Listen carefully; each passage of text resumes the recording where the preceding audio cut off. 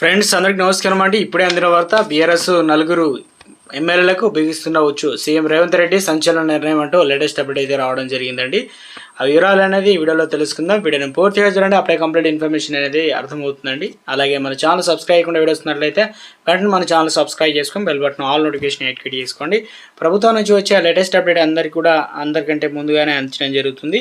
అదేవిధంగా లైక్ చేయడం మర్చిపోతున్నారు, దయచేసి లైక్ చేయండి. మీరు లైక్ చేయడం వల్ల ఇన్ఫర్మేషన్ అనేది మరింత మందికి రీచ్ అవుతుంది. లేట్ చేయకుండా వీరిలోకైతే వెళ్ళిపోదామండి. ఫోన్ ట్యాంపింగ్ కేసులో కీలక పరిణామం చోటు చేసుకుందనమాట. ఈ కేసులో విచారణను ముమ్మరం చేసిన పోలీసులు నిన్న సోమవారం నాడు నకిరేకల్ బీఆర్ఎస్ మాజీ ఎమ్మెల్యే చిరుమర్తి లింగయ్యకు నోటీసులు అయితే ఇచ్చిన విషయం తెలిసిందే. తాజాగా అదే పార్టీకి చెందిన మరో నలుగురు అనగా బీఆర్ఎస్ మాజీ ఎమ్మెల్యేలకు నోటీసులు కూడా జారీ చేశారు.